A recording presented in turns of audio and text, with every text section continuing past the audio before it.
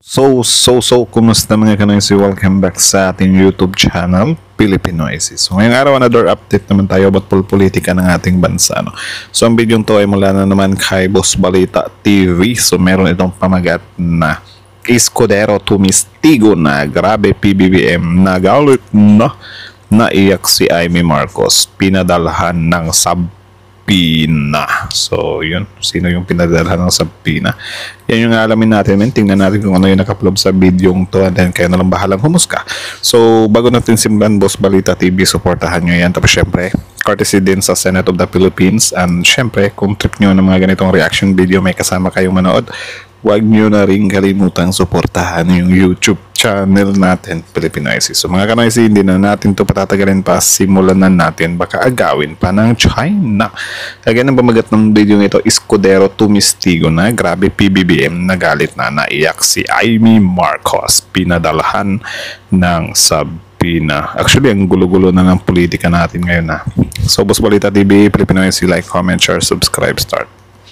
Ni Senator Amy, kaugnay ng di umano dahil wala pa naman sa aking tanggapan yung request sa pag-i-issue ng Sabina at na ito daw ay may kinalaman sa kalayaan ng Senado. Nais kong sabihin, ang hearing ni Senator Amy, kaugnay ng di umano dahil wala pa naman sa aking tanggapan yung request sa pag-i-issue ng Sabina at na ito daw ay may kinalaman sa kalayaan ng Senado. Nais kong sabihin, ang pagiging malaya ng Senado ay hindi pinapatunayan sa kada isang insidente kaugnay ng kagustuhan ng isang miyembro. So, tama naman. Pasok kaya dito yung yung isang insidente like FPRD? Bagong pinapasabina, dapat bang bilisan na ng legal team ninyo yung recommendation? Hindi. Anumang bagay na minadali mo, baka sa dulo, mas masama ang kalabasan. May idea na po kayo. Kasi napanood ko kanina sa hearing, ganun kakapal eh. At nasa sa akin na raw. Huwag naman ganun. Ay, ba na kung may away man between Senator Amy at saka ang presidente, wag nang madamay pa yun? Hindi sa ayaw kong madamay ang institusyon. Pero bilang tagapangulo ng Senado, gagawin ko ang aking trabaho, gagampanan ko ng naaayon sa batas. Sobrang nakakagulat na balita. Grabe na yan yung mahirap Kasi presidente, PBBM, tapos yung isa sa nag-iimbestiga, yung kapatid, senador, tapos magpapare-elect. So, tapos yung topic nila is about the illegal arrest of FPRRD. So, ang gulo-gulo talaga. Yung isa, sa Team Alyansa, although Team Alyansa naman dati si Senator Amy, pero ngayon kasi, kumalas na daw siya sa Team Alyansa. So parang I think, well, kayo na lang balang humusga. Do you think saan ba talaga pumapanig si Senator Amy? Team Duterte or Team Marcoses? Or talagang maka-Pilipino lang daw siya? Comment down below. Grabe, Senate President Francis Cheese Escudero, tumestigo na. Iyak si Senator Amy Marcos, Nako. pati si President BBM nagalit na. Nako. Ayon sa nakalap nating impormasyon, hindi totoo sinasabi ni Amy Marcos. Patungkol sa issue, pinirmahan niya na ang subpoena. Walang pinadalang subpoena ang Senate sa cabinet ni President Bongbong Marcos. Grabe si Senate President Francis Cheese Escudero, tumestigo na. Naiyak si Senator. Tsaka para saan ba yun? Yung sinabi na may subpoena na pero wala naman pala. Anong purpose nun? Diba? Amy Marcos. Pati si PBBM nagalit na. Tara panoorin natin. Kasi Nako. yung hearing ni Senator Amy, kaugnay ng di umano, dahil wala pa naman sa aking tanggapan yung request sa pag-i-issue ng Sabina at na ito daw ay may kinalaman sa kalayaan ng Senado. Nais kong sabihin, ang pagiging malaya ng Senado ay hindi pinapatunayan sa kada isang insidente kaugnay ng kagustuhan ng isang miyembro. Tama. Ito'y mababakas, makikita at mapapatunayan sa direksyong tinatahat ng aming institusyon. Nasabi ko na kanina at alam na rin niyo yun, na dahil sa pag-invoke ng executive privilege na sang-ayon sa mga naging desisyon ng Korte Suprema, ay minabuti ko na ito'y i-refer sa legal ng Senado. Para sa gayon, Ito talaga yung mahirap kapag yung mga senador natin na ipinapanalo natin, galing sila sa magkaibang grupo, magkaibang panig. Kasi kapag nasa pwesto na sila, hindi sila nagkakaintindihan. Diba? Tapos, yan nga, yung sa lineup ni PBBM, yung mga senadores niya is parang din, kasi yung ibang senador na pinopromote ni PBBM, may mga record din. Diba? Na parang, makikita mo sa mga pinaggagawa nila dati na parang kung saan yung malakas, dun sila. Or, parang sabay sa agos lang ba? Parang bumabalimbing din sila. Diba? So, Kaya sabi ko sa inyo, medyo mahirap din talagang iboto lahat yung nasa lineup ni PBBM. Imagine niyo na lang if ever hindi ngayon sinimulan ni Senator Aimee yung pag-iimbestiga sa illegal arrest di umano ni FPRRD. Tapos na ipanalo ulit natin siya bilang senador, 'di ba? Isipin niyo na lang na parang ganyan lang, 'di ba? Ganun lang kabilis. Kakalas si Senator Aimee sa sa grupo nila PBBM. Tapos ngayon, kita nyo naman, kapatid mismo yung nag-iimbestiga, di ba? Do wala naman talaga tayong say dyan or wala tayong pakialam sa pag-iimbestiga ni Senator Aimee dyan sa illegal arrest of PRRD. It's just, nandyan ka kasi sa Team Alyansa ni PBBM. Tapos ngayon, iimbestigahan mo yung nag-i-endorso sa inyo, diba? So parang ang weird. Dapat siguro or mas kasi since naman kumalas naman na si Senator Aimee sa slate ni PBBM, dapat bago niya inimbestigahan yung arrest kay PRRD, dapat umalis muna siya sa Team Alyansa, diba? Para hindi siya weird kung iisipin. Ay matiyak na ang aming gagawing hakbang ay hindi makakadagdag ng gulo at hindi maglilikha ng constitutional crisis. Dahil Yun sa dulo, lang. anumang compulsory process na i-issue ng Senado na hindi kayang ipatupad ng Office of the Sergeant at Arms, syempre hihiling ng tulong yan sa tanggapan ng Philippine National Police. Paano mo ipapatupad yon kung hindi sumasang-ayon ng executive doon? Yan ang simulain Tama. at bahagi ng tinatawag nating constitutional crisis na hindi ko papayagang mangyari o makadagdag. Kasi parang 'di ba ang matatamaan din sa hearing ni Senator Aimee is yung mga police din na nag-aano kay PBBM. 'Di ba? So, ang weird. Pa sa kasalukuyang mga problemang kinakaharap ng ating bansa. Tinanong niyo ako kanina, sang-ayon ba sa pagkakaroon ng pagkakaunawaan o mas pagkakahiwa-hiwalay natin ang pagdinig na ito? Tingin ko yung pagdinig hindi. Pero kung gagawin namin itong hakbang na ito nang hindi pinag-aaralan ng lubusan, marahil ay hindi ito makakatulong sa pagkakaisa natin at dadagdag sa posibilidad na magkawatak-watak tayo lalo. Tama naman, men. 'Di ba? Isipin niyo na lang yung ginagawa ngayon na pag-iimbestiga ni Senator Aimee. Kung yan, kung magdidip pa talaga yan or magpapatuloy pa talaga yan. 'Di ba sobrang gugulo? Do you think? 'Di ba kasi isipin niyo na lang, 'di ba pinapatawag ni Senator Aimee sila Torre, sila Remullata yon. 'Di ba? Yung lahat ng yung mga under ni PBBM, 'di ba, para imbestigahan doon. Tapos syempre hindi pumunta yung iba kasi according to Yusek Castro naman, enough na daw yung first hearing, 'di ba? Pero kung iisipin niyo, men, syempre ngayon si Senator Aimee baka maano din siya na, bakit hindi pumupunta tong mga taong to dito? Kasi, syempre, alam naman natin na kapag nandyan sa mga hearing, wala talaga. Parang yung nakaupo talaga or yung nag-conduct ng hearing, siya talaga yung some kind, dominant. Diba? So, kahit sabihin natin na under ni PBBM sila Torre, kung si Senator Aimee yung nagkakandak ng hearing, wala talaga. Pwede talaga silang maano doon. Tapos yun nga, I think yun din yung isa sa reason kung bakit hindi pumunta sila Torre doon sa second hearing. Tapos I think sa third hearing parang pinapatawag ulit. Tapos ewan ko kung hindi pupunta kasi kapag kasabi na kasi na yun ibang usapan na yun 'di ba? Kaya talaga, I think gugulo talaga. Diba?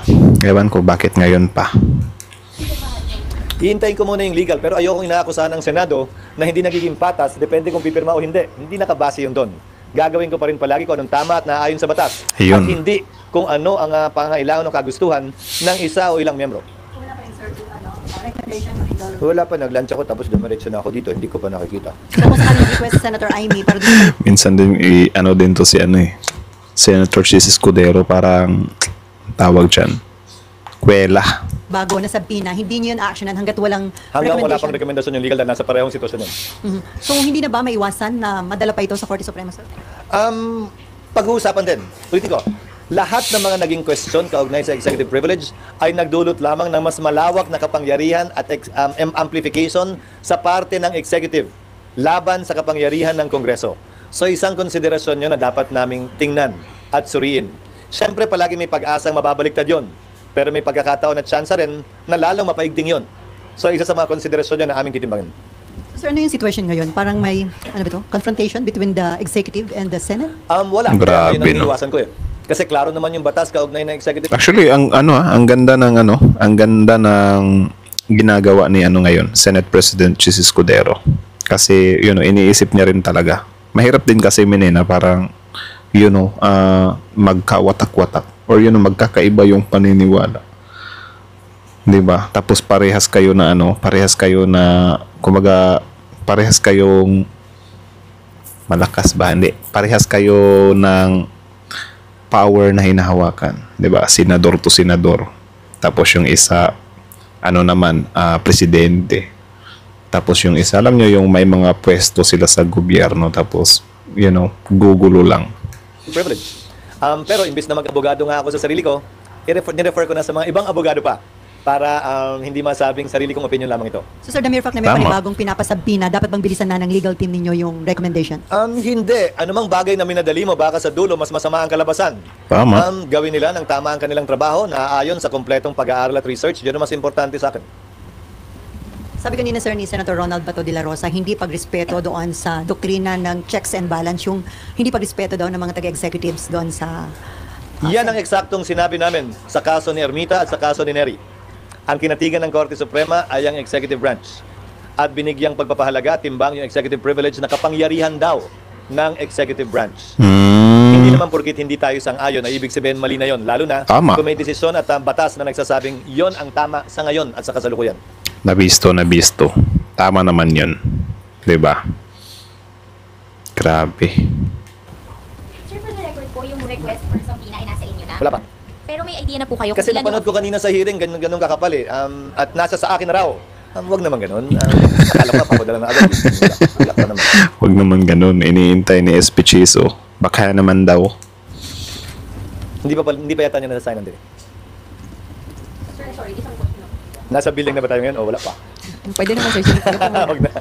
Yeah. Sir, sabi na po kasi ni Rep. Robes, gusto niyang sumulat sa Robes. sa presidente na i-certify as urgent daw po yung anti-road rage bill given yung mga recent incidents. Yun, susulat din daw po road siya rage. dito kung merong counterpart. Meron po bang counterpart bill dito? And would Hindi you ko- support certifying it as urgent? Hindi ko alam kung may counterpart dito at hindi ko alam kung anong laman ng anti-road rage Road rage. road rage bill. Nabubulol pa. So, actually, din yung road rage kasi, sunod-sunod na siya. Ewan ko ba, yung mga tao, sobrang init na ng ulo. Ewan ko ba kung dahil ba yan sa traffic or wala lang. Sobrang init lang talaga ng ulo nila. Parang, halos lahat ayaw ng magtimpi ng galit. At kung anong pinagkaiba nito sa murder in relation to the penalties that may be imposed. Dahil yung huling road rage incident sa Antipolo, sinampahan na ng kasong murder. Yung bumaril. So anong I think homicide. Murder ba? Ay, hindi. Abogado pala nagsabi doon na parang homicide daw yun. pinagkaiba ng road rage bill na ito? Paano niya mapapadali? Paano niya mapapabilis? O paano niya maliliwanag pa yung krimen kung sakasakali? Sir, last na lang po, Sir, New Yes, Senate Building. Pinirmahan ko na yung DAED, Detailed Architecture and Engineering Design, nung isang araw. Ito ang kauna-unahang pagkakataon, wag niyo akong tanungin kung bakit, na nagkaroon ng Bakit? DAED ang building na ito, na dapat sana ay meron na bago pa man simulan ang building, construction ng anumang building. Oo. But finally, meron na para tong roadmap, ika nga, hindi lamang plano, pero detailed nga, yung unang D, detalyadong plano na ito ng building. At ngayon na namin, sa pamamagitan ng pagbibid ng mga amounts na kailangan gawin, trabahong kailangan gampanan, Nako. kung ano magiging suma total nito sa mga susunod na linggo. Dahil nga, meron ng kompletong plano hanggang sa matapos yung building na pinirmahan ko, pinirmahan ng DPWH, Anong building ba yan? pinirmahan ng contractor doon sa mga may pending pang trabaho, at pinirmahan ng mga consultant at eksperto na kinuha ng Senado. So next week, hopefully, kung gusto niyo sumama, magsa-ceremonial signing din kami noon kasama ng mga stakeholders, Nako. upang sa gayon ay maisa formal ito. At para makita nyo na rin siguro kung nasa ang stage na nga ba ito, para maniwala kayo pag sinabi kong hindi pa kaya sa kasalukuyang taon. Doesn't mean na kung hindi nasunod yung kagustuhan ng isang member, parang hindi na yung kalayaan ng Senate. Are you hoping ba na kung may away man between Senator Amy at saka ang presidente, wag nang madamay pa yung Well, wala akong nakikitang away sa pagitan nila. Nakikita ko ay hindi pagkakasundo kaugnay sa isang issue o bagay. Same lang. Baway pa rin yun. 'Di ba? Kasi hindi sila nagkakasundo eh. Kasi kung hindi naman sila nag-aaway, edi magkakasundo sila. Tsaka I think ano din kasi magkaiba talaga sila ng paniniwala, no? Si Senator Amy, like, dati pa naman, bago pa naman sinimulan itong hearing about sa illegal arrest di umano kay FPRRD, is dati na talagang bansag nga ng ibang mga loyalista kay Senator Amy is Maka Duterte siya. 'Di ba? Like dati pa naman daw. Tapos yun nga, yung pinakadati pa nung hindi pa ganito kaputok yung issue na to, parang inaano din siya na parang namamangka sa dalawang ilog.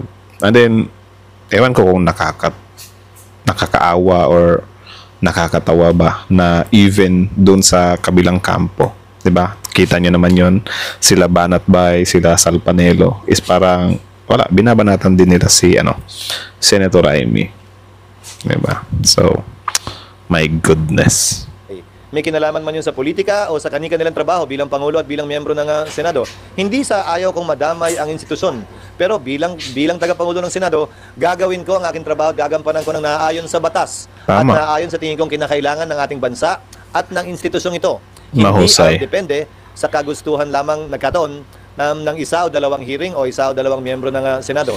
Pero I will reach out to them in order to explain the legal situation with respect to the invocation of executive privilege, na hindi ito simpleng pagdadahilan lamang.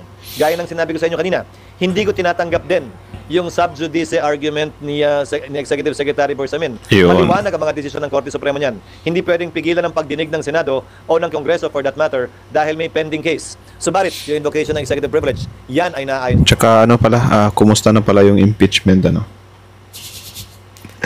Marami kasi nananawagan dito yung pinagagawa yung hearing dyan, sinimulan nyo pa yung impeachment, tapos na. Batas. Have you reach out, it means kakausapin mo sila, sir, sina Senator Amy? Kakausapin ko sila matapos ito siguro, matapos kong matanggap yung kanilang request. Hindi para pigilan o sabihan sila kaugnay sa dapat o hindi nila dapat gawin.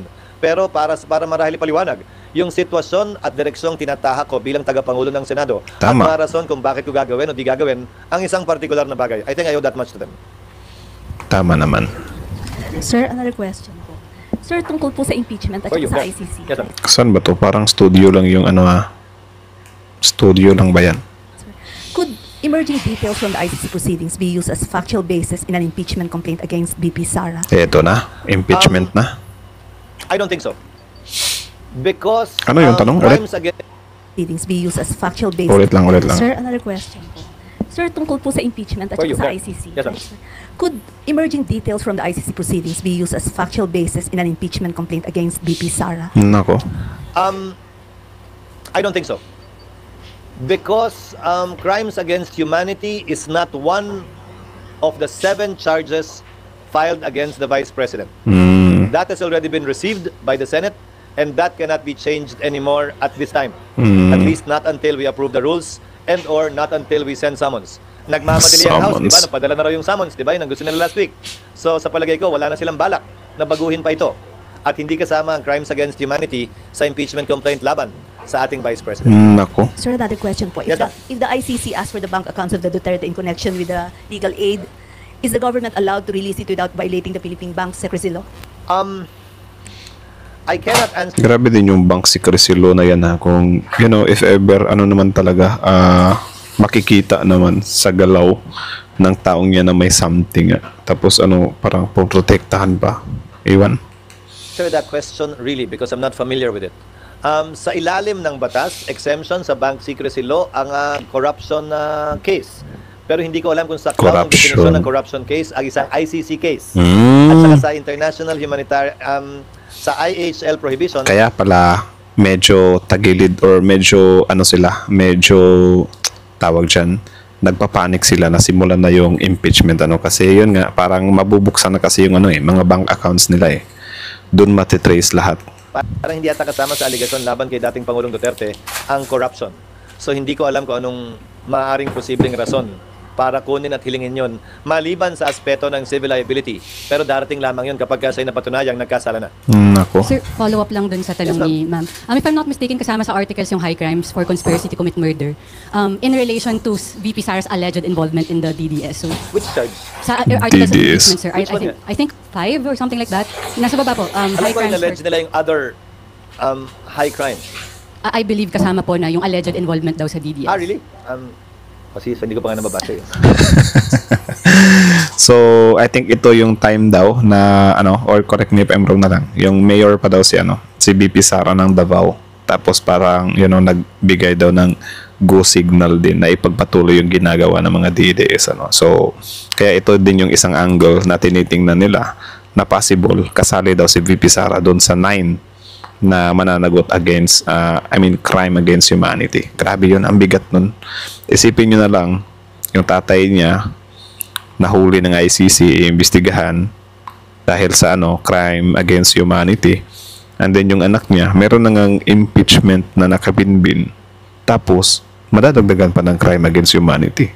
So sobrang saklap nun. Grabing downfall yun, men. Nasa rules pa lang kami kasi. So, Actually, sir, nabasa ko na, hindi pa lang ganun kalalim pa. Bigat nun. I don't know. Again, this case is totally different from that one. This is a case against the former president that's pending with ICC.